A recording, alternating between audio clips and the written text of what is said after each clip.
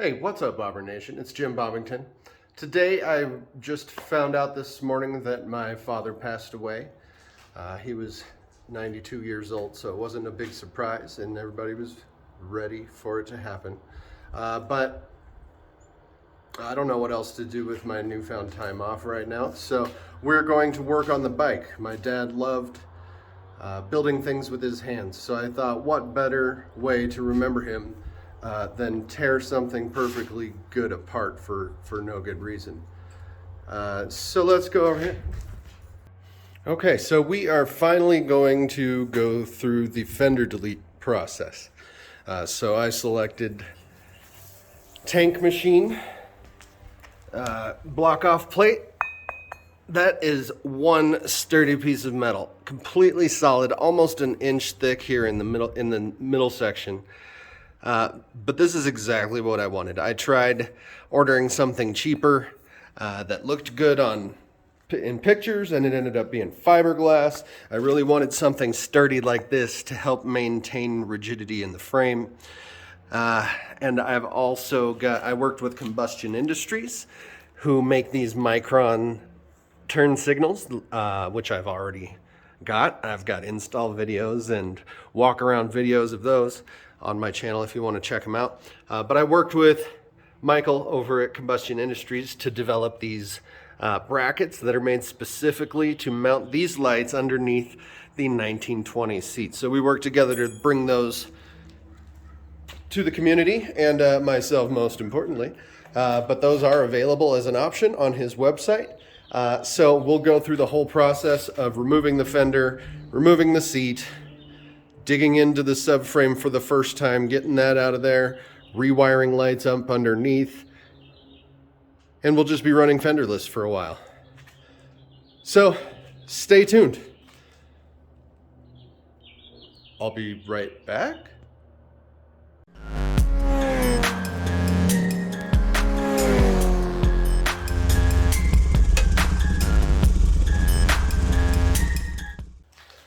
So I'm going to start by removing the seat. Welcome back, by the way. I'm going to restart by removing the seat, which, like almost everything,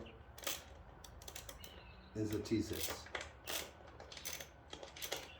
So I decided the 1920 seat is the most universal and has the widest array of options for OEM type fit and finish of these type of builds, fenderless or custom fender.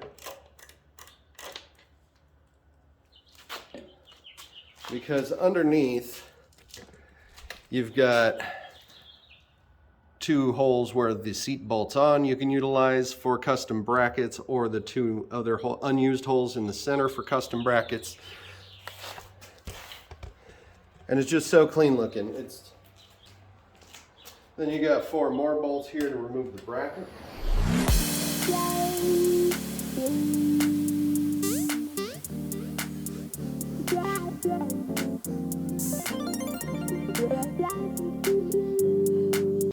Two more bolts the same size to get the cover off.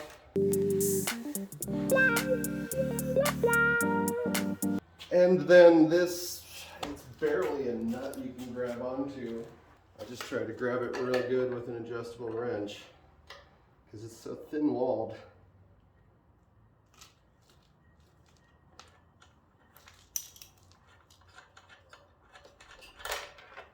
Whoa, you see what almost happened. So lift up from the back and it slides out from the tank. You might have to lift up the front of the tank, the rear of the tank a little bit, but it comes out. So this is the close-off plate that you have to buy extra that does not come with the 1920 seat. The 1920 seat comes with hardware and a cover that's designed for the regular Scout, not the bobber. So you have to buy this separate one to work with this fender. Now, going back to tank machine, I actually have to use the original one that came with the 1920 seat because that's how it's designed. I've already relocated the license plate, which is another necessary piece of this puzzle, since the original location hangs off the fender here. If you get rid of the fender, you have nowhere to put the plate. So check out my how-to video on that from Coyote Customs if you haven't seen that yet. Let's get the fender off. 2 more bolts, same size.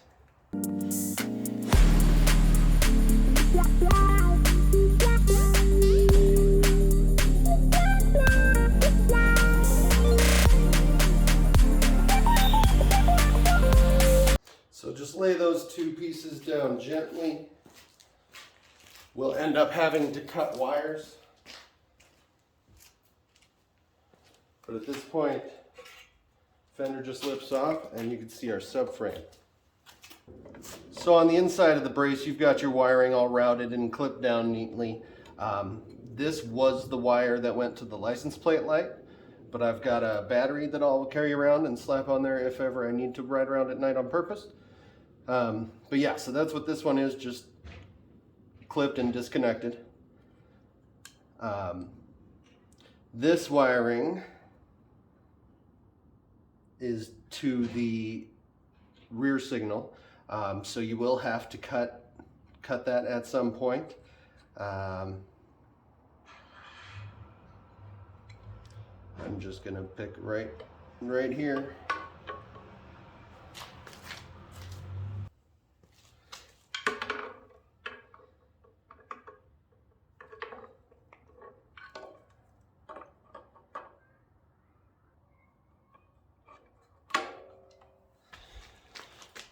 Okay, inside we've got 4 giant bolts that we're going to have to try to get to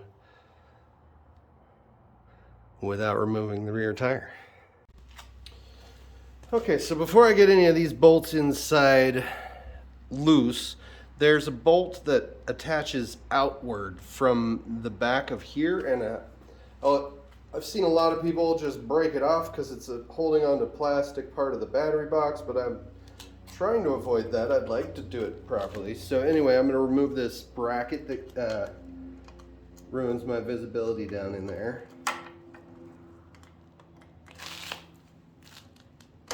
And see if I can see better what I'm working with.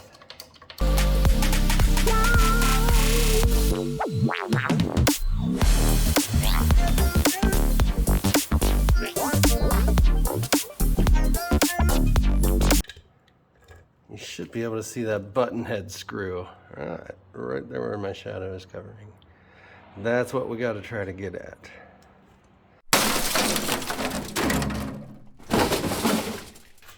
So yeah, the old bitch is not coming out. Alright, so I did have to run to the store. This is a 15 millimeter. You do want a shallow socket.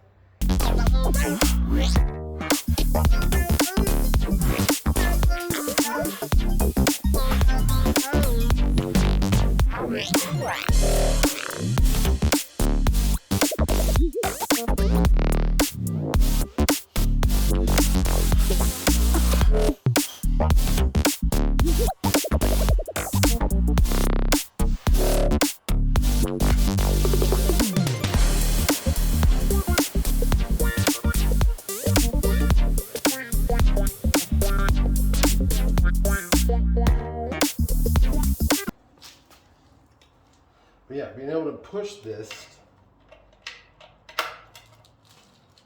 gives me enough room. I can get this ratchet in there. There we go. We got it in.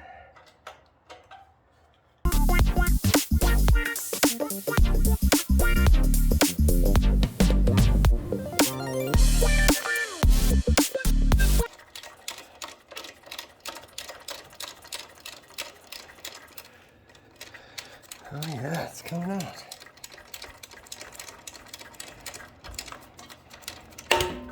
Woo! Success. So now you can see clearly what we were dealing with there. Without this press forward, I couldn't fit this in there.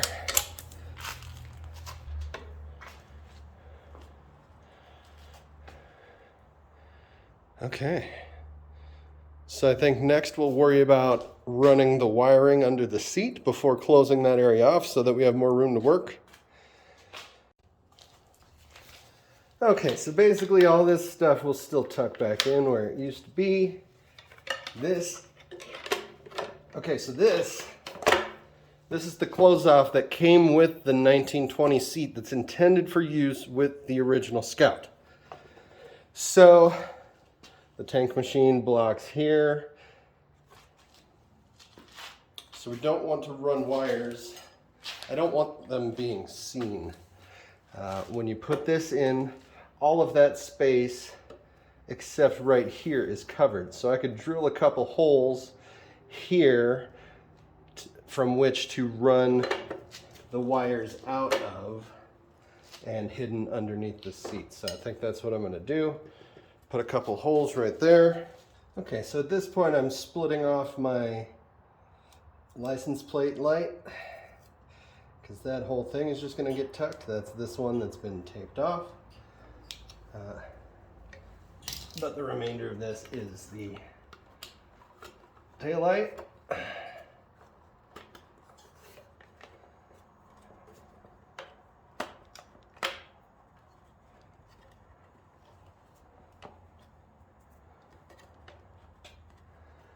So I think that gives me plenty to work with. They'll fold up underneath, be completely hidden by the seat. Okay, so this bracket came with the 1920 seat. This is the one that's designed for that cover we just put on and the original Scout. There was a small bolt and washer that will be used that came with the tank machine. I just need to get that tightened down. I'm just going to assume it's got a slot. I want it as low as possible so that it holds that cover down tight and flush. I want to try to make it look level.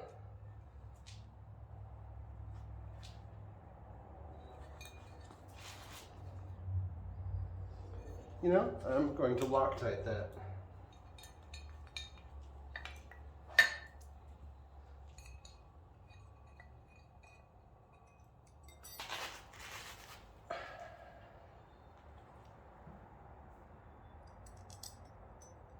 Just a wee little dab.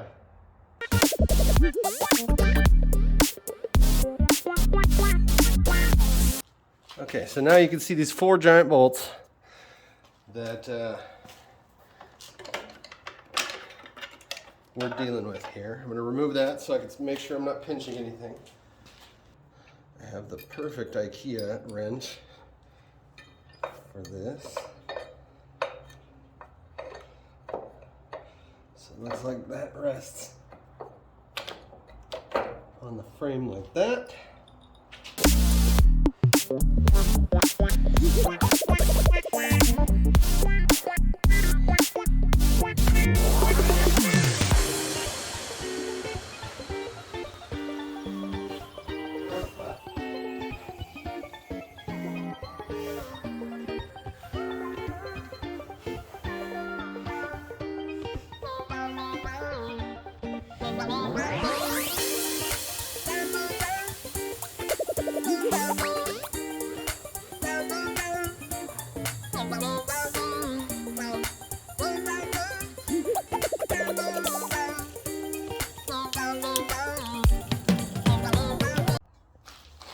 Okay, so as I mentioned earlier, I've been working with Combustion Industries to come up with these brackets.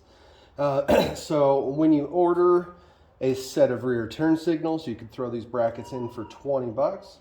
But the turn signal itself has a receptacle that this screws into, but you could slide it forward and backwards as well. To change the location of where that screws in. So basically, you got to run the wire through it.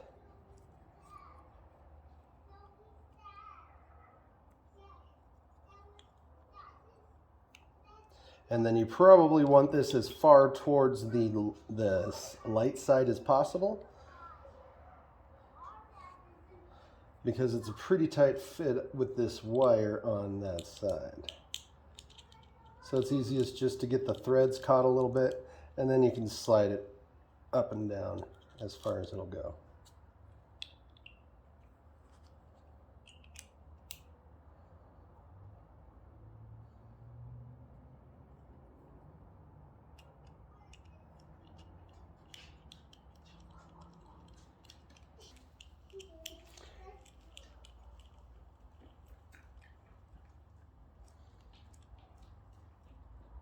So that's a 5/32. And you just want to get the light all perfectly aligned with the bracket, and then you can just tighten it down.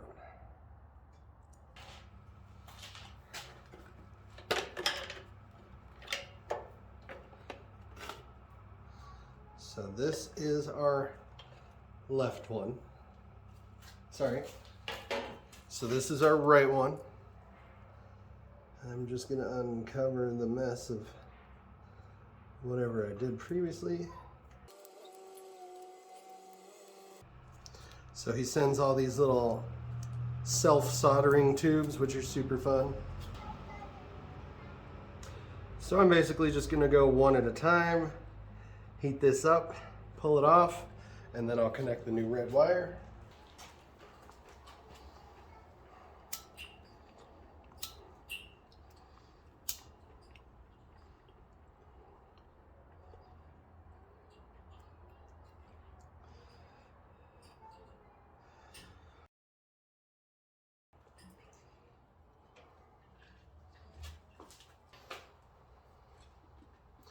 Now we've got a lot of wire here, but I'm going to try to retain as much of it as possible, just in case.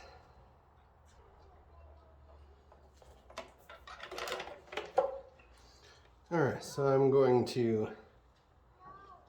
wrap that with some black tape.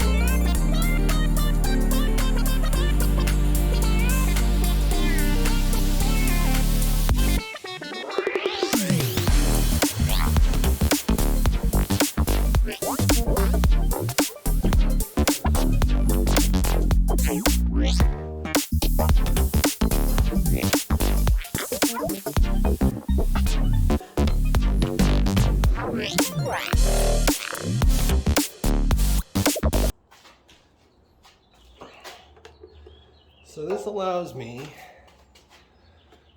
hopefully you can see that, the holes under there, I can feed some slack back through if I need to. But I think everything will be fine and dandy, just kind of wrapped up underneath.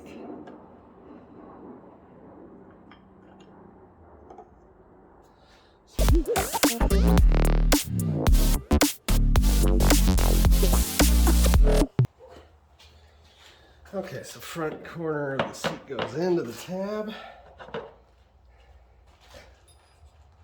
Now the brackets that I've got were from our test run. So the brackets you may, and bolt hardware that you may receive might look slightly different. But trust me, we've got the same thing. I actually want to do the wire up top. Nope, it's not going to allow that. Okay.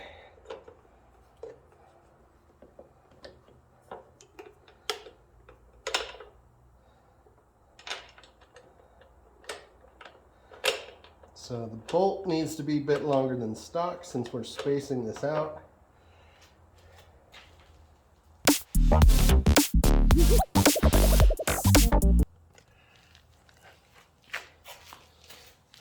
Okay, so I've got these 2 bolts just loosely in there.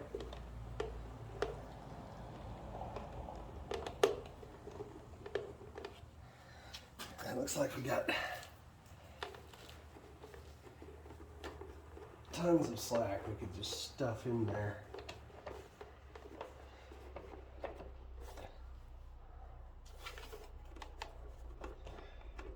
Yeah, so I could just feed the wire through those holes.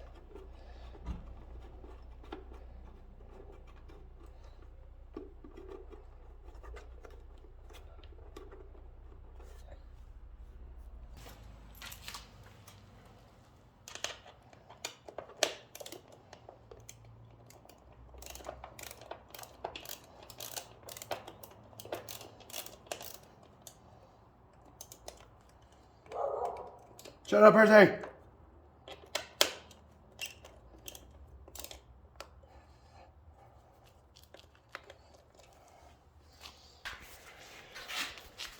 So with those guys tightened off, they're made perfectly so that the back of the bracket hits the seat at the perfect angle, so they're shooting parallel with the bike. But let's get it out in the sun. That was actually less work than I expected, and would not say that that was a hard job. I totally forgot I was coming out here to get some video of what the lights and Fender Delete look like, and I just started taking pictures and talking to the neighbors and almost forgot. But it looks fantastic. It's exactly what I wanted. These brackets are so slim and sleek, you can't even tell they're there. The wiring goes all up under, pretty much as stealth as it can get. And let's just get some hazard action.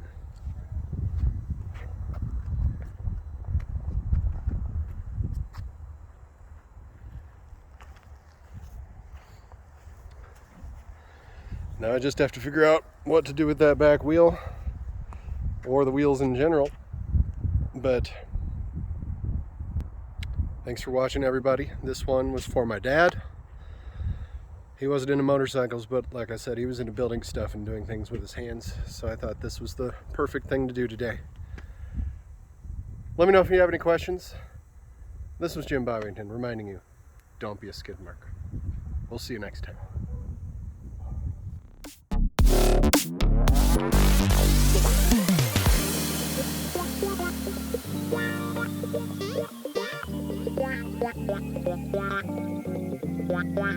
Wow.